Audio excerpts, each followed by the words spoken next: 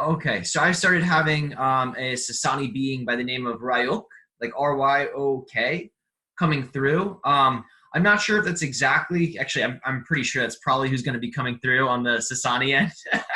I always like to leave a little room for the unexpected, but as I'm saying that, I'm like, no, I'm like pretty sure that's who we're going to be talking to. But he identifies himself as like a like hybrid children like raising specialist. So he helps to impart different skills into the children.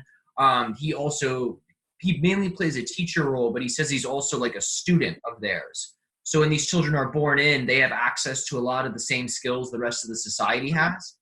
But because of their curiosity, they're exploring them in like super unique ways. So he'll actually study them to learn more about how he can apply the skill, and then he'll teach them like the basics. So that way, like they can like crystallize the skill and then explore it in all new ways they're bringing in.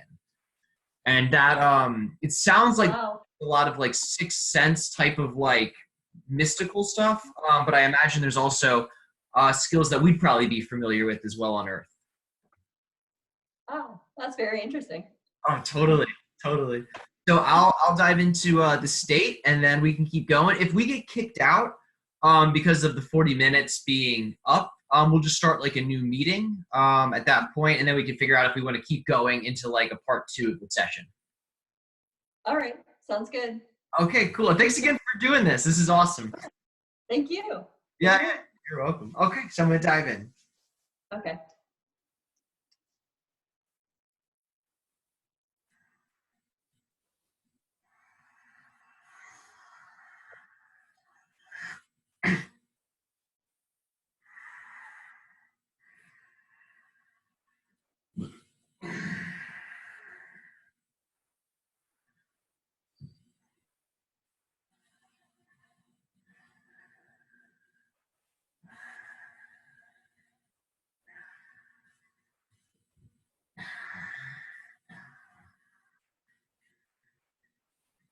Hmm.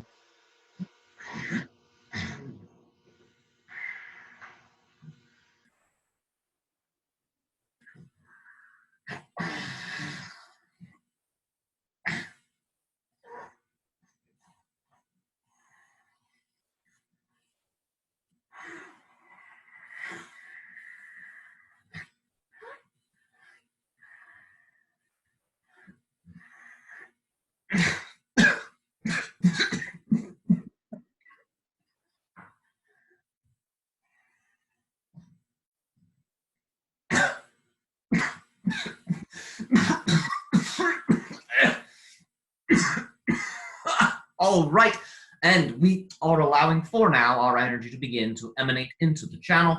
And at this point, we are now opening ourselves up to be of service to you in whatever way, shape, or form you see fit. And we thank you for co-creating this particular interaction. Thank you. So is your name Ryok? Ryok, yes, that is the name you could utilize to identify me, yes. All right. I will move forward then with the questions from the group. All right. A man had a profound physical healing experience using C60, carbon 60. Yes. Do you have any information about this permission slip? Yes, the idea is it's in strong resonance with the purification properties of your earth. And the idea is the carbon represents the most basic element that most of your earth-based physical experiences are utilizing as a matrix generator. So the idea is that the carbon actually has a restorative property to the original matrix blueprint of the earth.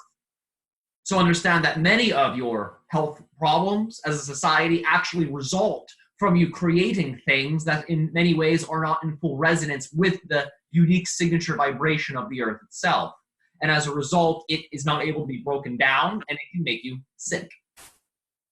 The idea is that this type of carbon that is utilized in the C60 has a signature frequency resonance with the essence, in that sense, of your physical reality matrix. And as a result, it actually will shift realities back to what you could call the 0 point of Earth. So it's actually quantumly shifting your body back to that version of itself that is in resonance with the Earth. And that is why you can witness very quick, miraculous transformations utilizing such substances, because it's actually, just like you do with your belief systems, it is assisting you in shifting back to that unique perspective of the earth, but it is bringing your entire body into the equation, so that type of change is happening in a systemic of manner. Okay, could you expand on monatomic gold? Yes, understand that this is a quantum substance that teleports in and out of reality. And the idea is that it's always present, but your society is just beginning to learn how to measure it. And there are those in your world who can measure it. It is a form of gold that you can derive from a variety of different substances. And this form of gold is very much one of the reasons the Anunnaki came to your earth. And you would understand that this gold can assist your body in being more conductive for the bioelectromagnetic energy that is the translation of your soul fully inhabiting your system. And the idea is that this is a permission slip tool that allows for more of the essence of who you actually are to be able to interface with the body. It can have this effect on a genetic level.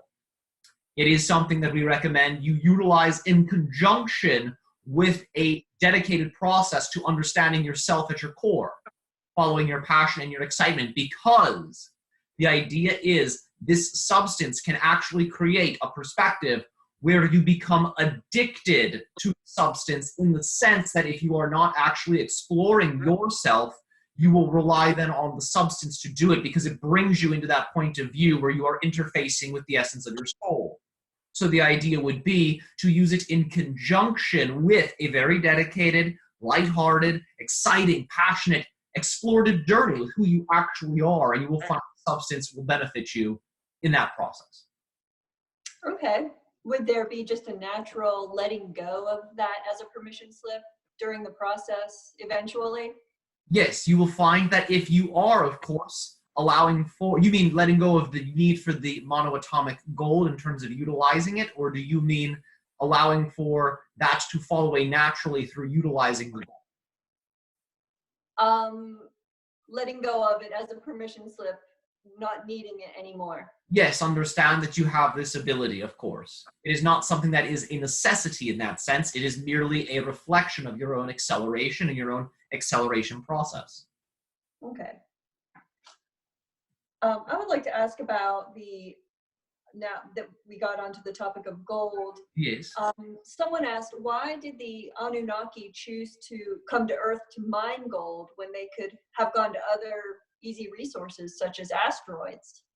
Yes, understand that when you zoom out from your perspective of all of us being individualized beings, incarnated in our various forms, whether it be extraterrestrial or human as you experience yourselves, when you zoom out far enough, you are interfacing on the soul and oversoul level. Understand that this is the dream world. This is where the physical reality experience is generated as a blueprint. It's generated in these realms. All of your soul contracts are generated in these realms. So the Anunnaki were soul contracted, the specific branch that is of the Anunnaki were soul contracted to the beings that were inhabiting Earth that would eventually be altered to become human beings. There was a genuine soul contract there on this level, and that is the reason it took place. And the idea is that even though from the Anunnaki's wholesome perspective, as incarnated beings in this sense, it looked like a deviation from the plan, it looked like some kind of skewed version of what the original intention was. Understand that the reason Earth was chosen in particular was because of this soul contract. But understand, Earth is not the only place they went to. Remember, a specific branch, faction of Anunnaki were sent here. Other branches, other factions were in fact sent to asteroids. They were in fact sent to other worlds. The idea is the branch that got sent to Earth was just a little bit more mischievous as a theme within that faction, not in which you consider to be a malevolent way, but more in a trickster sort of way.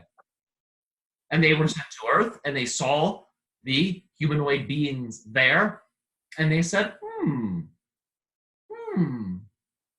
I wonder what kind of games we can play here.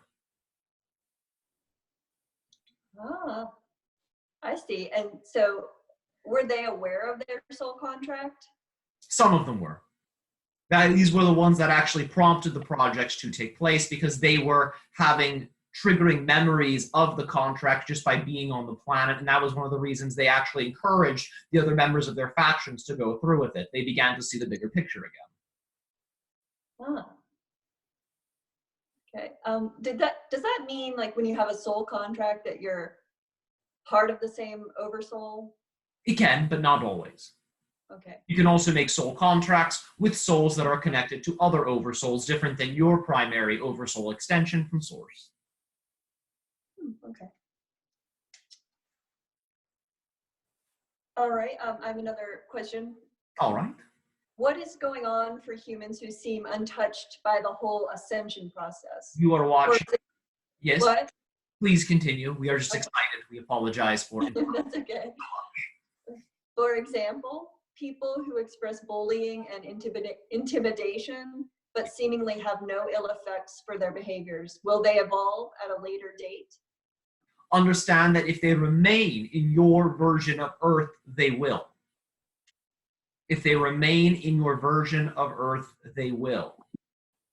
But what they are doing from this current projection of themselves, where you see them acting so negatively, is again, they are offering you the opportunity to match their vibration, to go into that particular version of Earth if you want. But they are also doing you another service where they are showing you there is an aspect of yourself that still contains that essence, and you can then begin to transform yourself on a deeper level. Because remember, in order to perceive it externally, you must contain it internally. So they are also showing you an essence of your shadow that you can begin to transform. And the idea is, should you transform it, they are either going to shift completely onto a different version of Earth, or they will also change in relationship to the change you have made, because they will be a different version of themselves, and thus you experience them as being changed. Okay. Now, what does that have to do with our experiences with the Anunnaki? All right. What in particular would you like to know about this? Just, I mean, how that connects to what the Anunnaki did when they came here. And now, is there any way you can link that with what's going on Earth right now? Understand you are returning to the actual original alterations the Anunnaki made to you. Understand that when the Anunnaki altered your DNA, you were the most human you actually were, in the sense that you became human for the first time because you were no longer the original humanoid species that existed here. Yes? Yes. In that moment, you were a newly created human being. You're actually shifting back to that point of view. Okay. Now, what about the Sasquatch? Yes? Still exists on your Earth? So that's what we would have become. Sasquatch. Yes, but understand it's going through its own evolutionary process as well. Very different. It is also going through a deeper level of awakening within itself, but very different than yours, because yours is based on letting go of limitation. The evolution of this creature and its variety of different species that exist within its family are going through a deepening of themselves, where they are able to essentially view different parallel reality versions of Earth and interface with the interdimensional societies existing within your subsurface. And they are able to essentially teleport themselves back and forth from these reality experiences. So a lot of them spend their time underground, in which you understand to be complete civilizations that are alive and functioning. Okay. So the Anunnaki kind of gave us that theme of transforming limitation. Essentially, well, let us actually bring in different information. Not necessarily, not in the way you may think. One moment. We are shifting our point of view to other members of our collective who are very well versed in the subject, because it is important that the way it is communicated is very much in resonance with your current development. One moment. All right. So understand that the Anunnaki were not necessarily the ones that imposed limitation. They allowed for genetic alterations to take place in the system of these Sasquatch beings, as you call them, where a unique version of consciousness, which you consider to be human consciousness, could then be created. It allows for a specific type of spirit, a specific type of non-physical energy to then inhabit this newly created body, which is different than the type of consciousness that would then interface with what you call Sasquatch. So understand, in that point of view, you were not limited. You essentially were consciousness beginning to interface with the physical reality framework in a very unique form of consciousness that was not able to do so because the body type that would be supportive of your unique consciousness had only just been created. So it was not available prior. Okay. And then how did the limitations come into it? This was done astrally generations later. Oh. This was done again on a soul contracted level that began to create different points of view within the human belief system that then interjected the idea of limitations. But remember, it was not necessarily a forced interjection because on the soul level, it was agreed to, so the limitations could be put in place so humans could then transform it. But this was brought to your society much later after the Anunnaki, and it was done slowly over time. You understand your societies such as Atlantis and Lemuria? Yes. Remember, these societies still had limitations, but those limitations were being developed slowly over time. They were slowly being brought into the human belief system constructs. And over time, it built to such a point where certain environmental catastrophes began to occur, which represented the solidification of these limiting beliefs manifesting into the physical reality. So once these types of different natural disasters began to happen, human beings began to then crystallize the limiting belief systems. And they essentially then had to pick up the pieces of what they once were. And that is what you're actually walking out of. That's interesting. So the limitations were funneled into our being somehow. Yes, understand this was occurring in the dream realm. And the idea is that you had different extraterrestrial groups that were presenting these points of view, and they were interfacing with different factions of humanity at the time to co-create this type of alteration to the human belief system construct in your collective consciousness.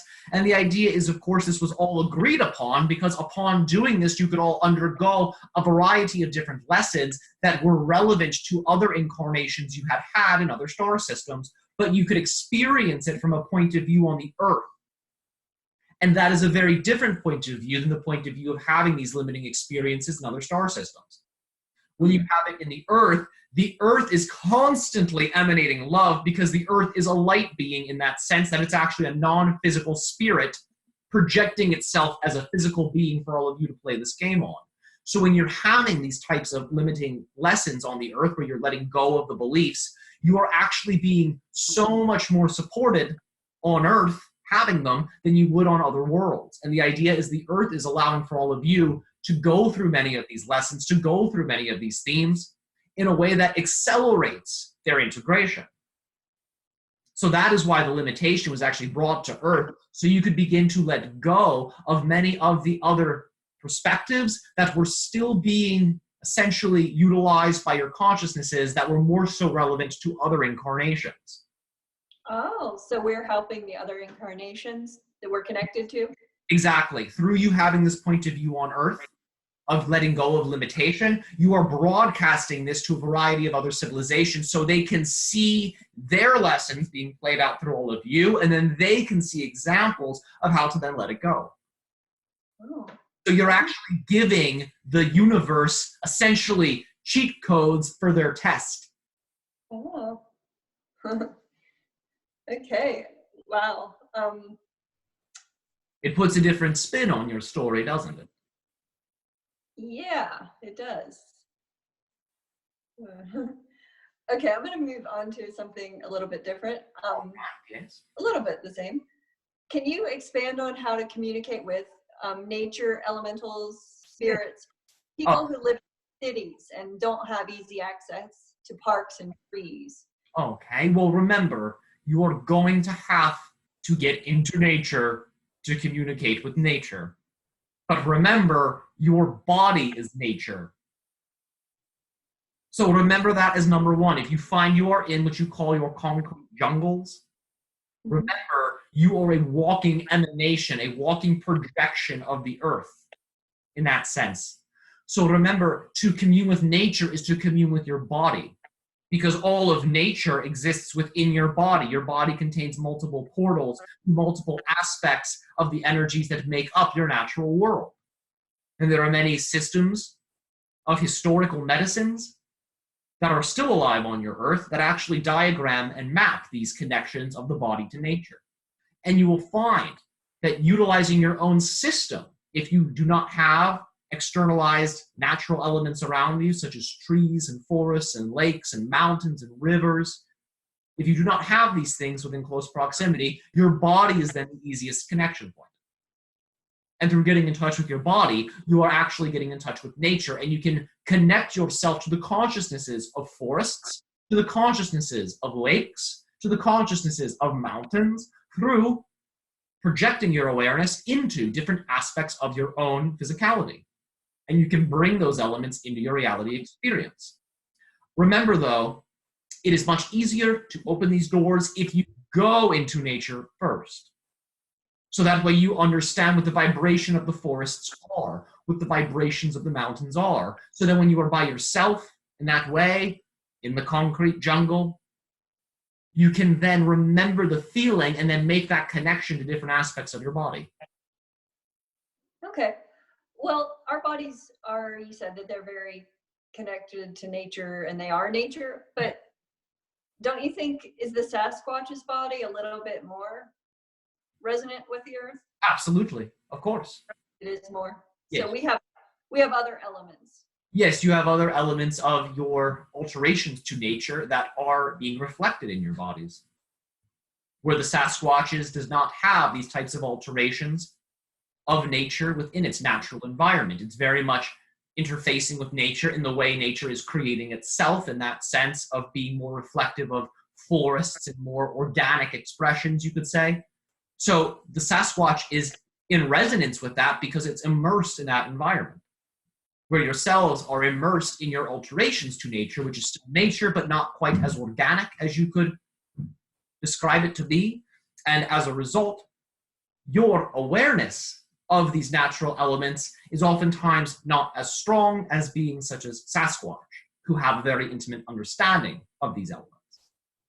So if we do project our consciousness into various parts of our body, we'll be dealing with not only Gaia, but other things as well. Yes, you will oftentimes find you are going to have different energies stored within parts of your body, oftentimes because you have not actually explored those parts of your body. Okay, do you have any suggestions on how to, like, when we meet an aspect that we might want to let go of, that we find? Of course, yes. Remember to give it love. That is the first thing. Remember, if you want somebody to play with you, you must first play with them. And how do you be playful? You show them love. You show them joy. You show them appreciation. So send this into the aspects of your body where you may find other energies residing. But remember, of course, they are your own energies in resonance with the vibration of which you could understand other energies to be. But remember, it is always your energy. So you may find, rather than other exogenous energies within you, which you will actually be finding is elements of your own energy that are in resonance with other consciousnesses in that sense. Yes? Yes. So make sure you send them love and do not vilify them, because you'll actually be vilifying yourself because it's your energy. So you must send it love and say, oh, okay, there's something within me in resonance with these ideas, with these types of people or these types of systems or these types of whatever.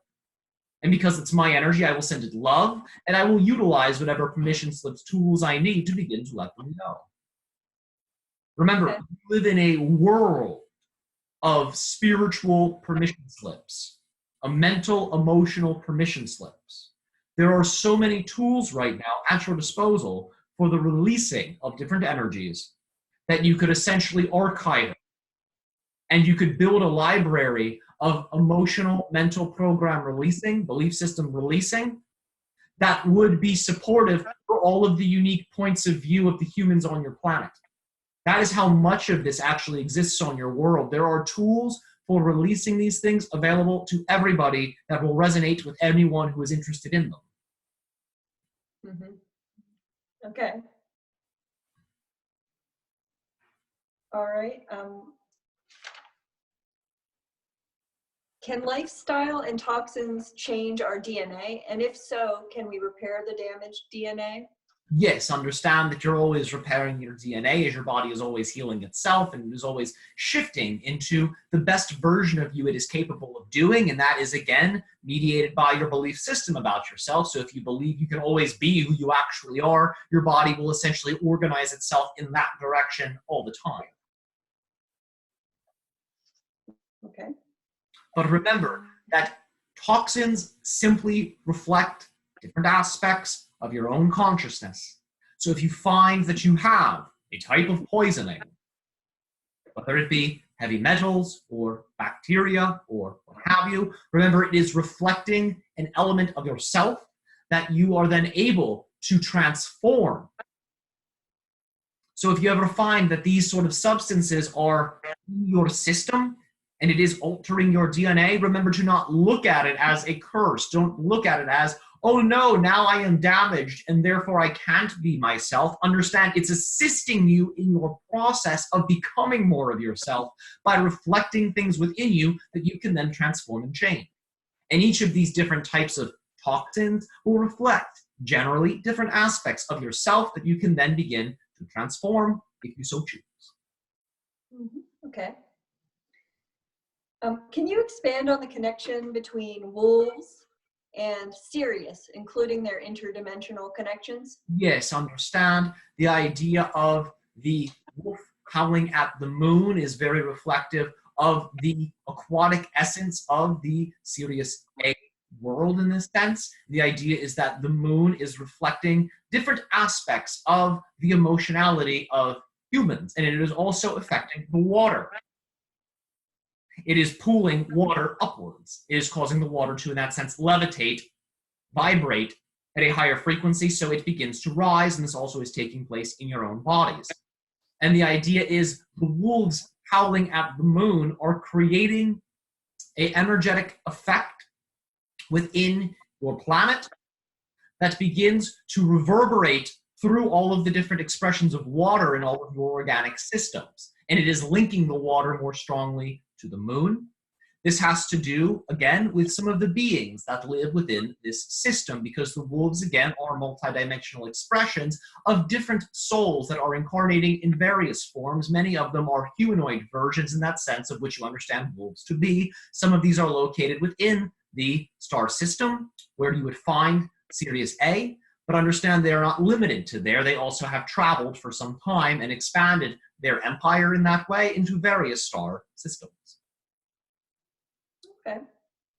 I also had a question about when we go to sleep and our pets take a different form and we go on adventures with them. Could you talk about that? Like what kinds of forms would they take? They look more akin to their soul and sometimes oversoul expression of themselves. And you will actually find that when they are embodying the soul expression, they are going to take on appearances that are akin to all of their simultaneous incarnations. And that is what gives them their multidimensional appearance, where they look slightly human, slightly alien, slightly animal. And what you're seeing is them from the soul point of view, where they are embodying different aspects of all of the themes they are exploring as their incarnated selves. So we interact with them. Do we look like that too, or do in our astral form? Yes, you do in general, but understand there's always unique variations in how you will look. Some of these you do not necessarily have the capacity to begin to imagine because of the limiting beliefs about what types of life exists within this universe. So there are aspects of yourself you are still discovering because you have beliefs that actually shut out your ability to be able to perceive them fully. So you will look slightly different and very unique and individualized in terms of your own unique, authentic expression from source. Okay.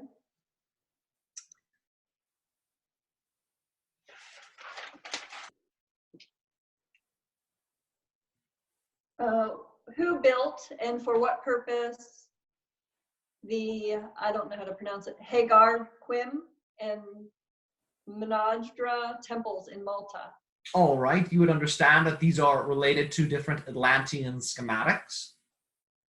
The idea is there are ancient peoples who had built them based off of different blueprints in sacred geometry technology that had been downloaded astrally from different Atlantean scientific groups that were utilizing their technology to explore different types of energetic matrices in the form of architecture that could then be downloaded into the physical reality experience. These types of temples, in that sense, these types of sites that you find in Malta are not exclusive to Malta. They are actually built in other areas throughout your Earth because it was a widespread project to be able to connect people to the civilization and to create a telepathic link amongst all of the different peoples within these different sacred sites so they could then begin to interface with one another across the world in that sense.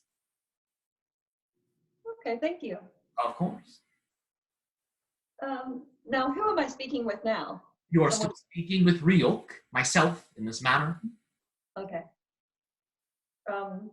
Now, you are a teacher, is that, Yes. of the hybrid children? Yes. Could you talk more about what you do with them?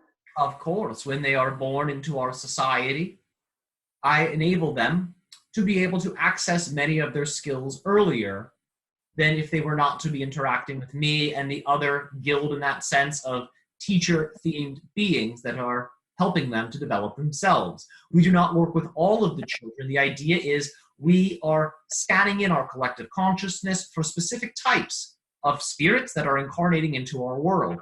And we then from there begin to send out telepathic messages to them to see if they are able to respond, to verify the ideas we are creating about them. If they do respond, if they do connect to us, we then seek them out and we begin to then train them so that they can begin to interface with the natural elements of the Sassani planet, because we reserve the interfacing with our planet for very specific means that assist us in connecting with other physical reality experiences. Because understand that when you interact with a physical place, you are connecting to other physical locations that are not limited to the place you are upon. So when you are interacting with the Earth, you are also linking yourself with the network of other physical planets and other beings that are inhabiting these planets. And the idea is that whatever vibration your planet that you are on is vibrating at will then determine the spectrum of different worlds it is then able to associate with. So we bring the children to Sassani in this way, and we then allow for them to begin to explore their skills in connecting to different physical reality frameworks that exist, utilizing the planet as a connection point to these other physicalized existences, and it allows for us to then be able to determine what other physicalized societies are then ready for contact. So these children are actually helping us to be able to explore other incarnational themes that we may currently as a society be unaware of. But remember, this is only some of what we do. It is a very exhaustive list of what we do with these children. But this is just part of it, because they are very well versed in what you understand to be very indigenous skills that our most ancient of ancient peoples utilized when we were much more physical. And the idea is many of these children represent the returning of these consciousnesses to our society. So we bring them to the planet to be able to connect them back to their roots. So where do the children come from? In terms of consciousnesses that inhabit these hybrid bodies? Yeah, like, are they born? They're born on Sassani? They're born in your... They are born in our ships. Oh, they're born in your ships. Okay. We typically do not interface on the planet as much because of our linkage that we have to the planet and our technologies that are actually resonating the planet's spirit, its soul, into our technologies, bodies, and ships. So we are essentially always on our planet, even when we're off planet. It's hard for us to actually tell the difference because of how integrated into it we are. Oh, okay. That's interesting. And all of your children are like this now? In terms of not being born on the planet?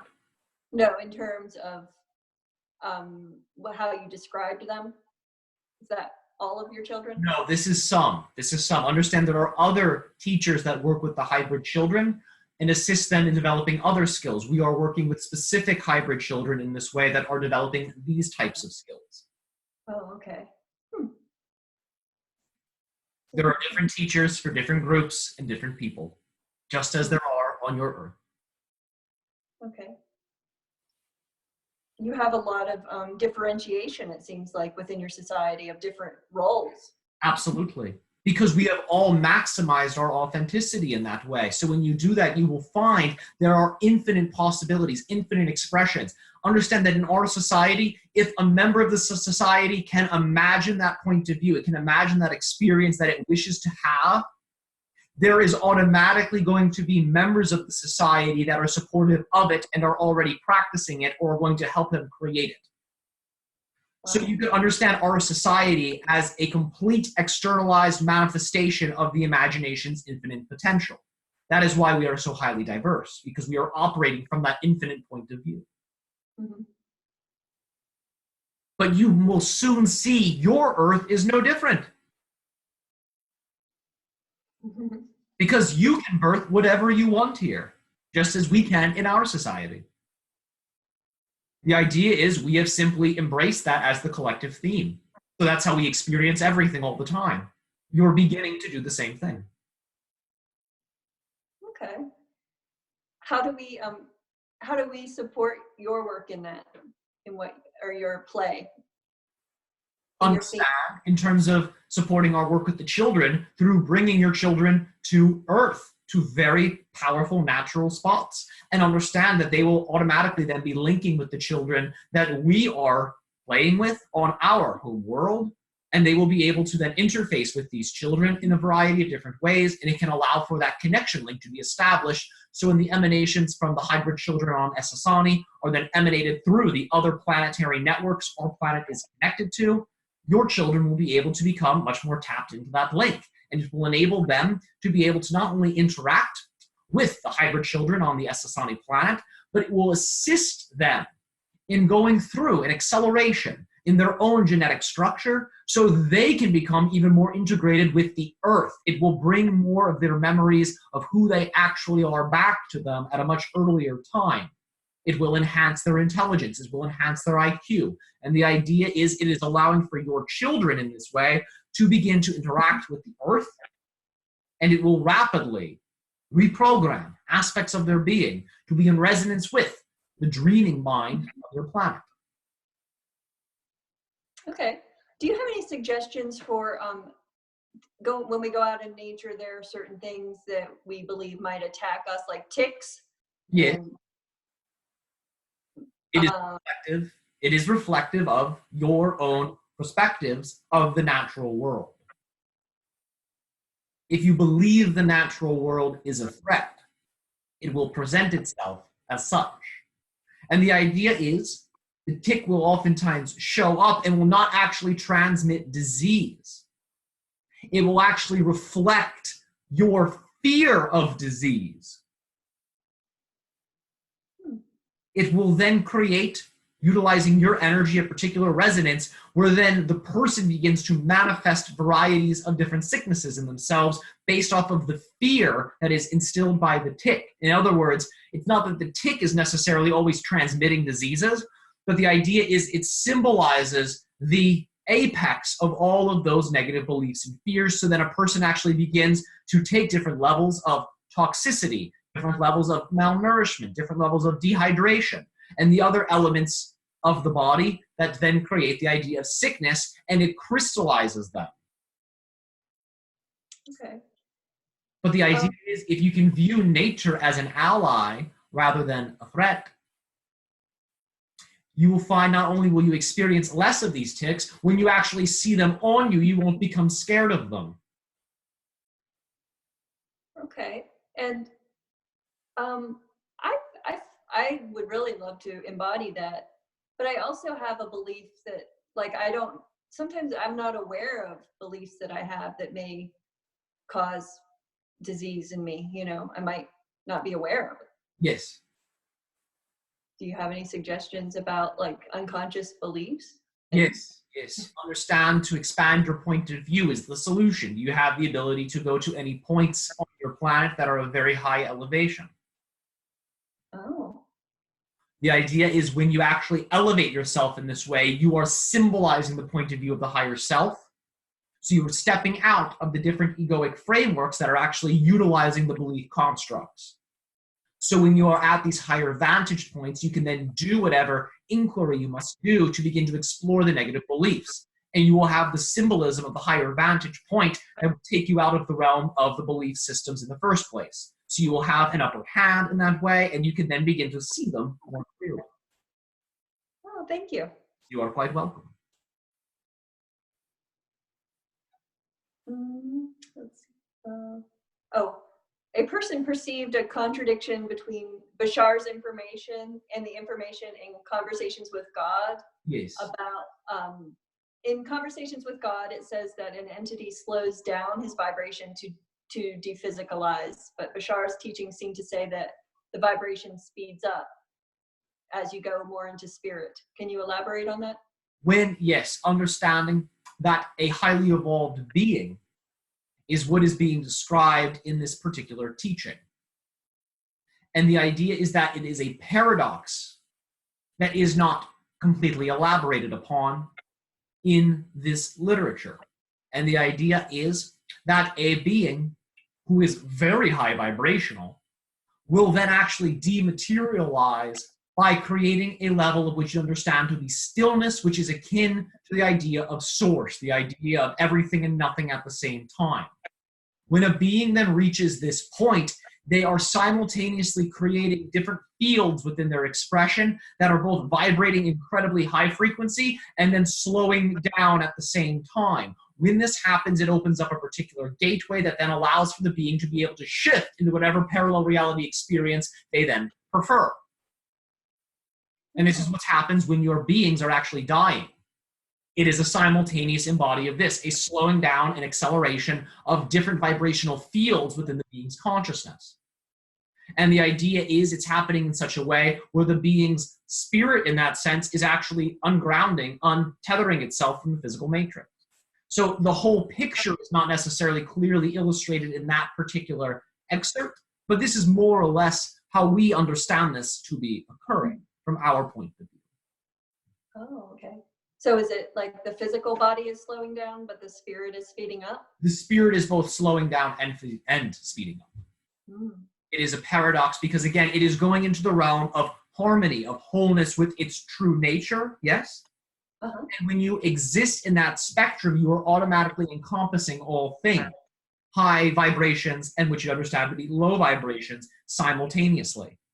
Okay. You're embracing what is known as oneness in that sense. And that can be translated into different versions of vibrations. That's why oftentimes many people in your world who you consider to be highly evolved spiritual masters are also very high vibration in the sense they can project themselves in the highest aspects of the spirit world, but they are also incredibly grounded to the earth, which is very low vibration. They are emanating both at the same time. The idea is a being can then begin to embody this at such a level that it allows for them to essentially teleport out of the framework if they so choose. This is oftentimes depicted in certain historical folklore of your world where certain beings ascend into heaven. The idea is they have mastered these vibrations within themselves and they are utilizing them both simultaneously. Oh, okay. Does this have to do with the epsilon and the lambda frequency? Please elaborate a little bit deeper. The epsilon frequency, the lowest, is it a brainwave frequency? It is not just a brainwave frequency. It is also something that is emanated by different aspects of physicality. And it is a spectrum that exists within the physical nature of your reality framework that you can synchronize your brains to in this way. It's a very low frequency. And then the lambda is a really high frequency, you know, in our realm. Yes. It's above gamma, I think. Yes. Understand these are vibrations that exist on different spectrums of your physical and non-physical frameworks. And the idea is you can tune your brains into these, yes. Okay. Well, I think that that's about all of our questions. So thank you very much for your time. Of course. It has been our pleasure to be able to interact with you. We thank you for organizing this particular event with the channel. It has been our pleasure to get to know you on a deeper level and to begin to interact with more members of your society as more members of your society begin to be able to perceive our existence. Our unconditional love to all of you, past, present, and future, who are observing this transmission. Remember that our energies are not limited to the video technology, the audio technology you are utilizing. These transmissions are penetrating different aspects of your being, and it is just being symbolized through you watching it. Thank you all so much. Thank you.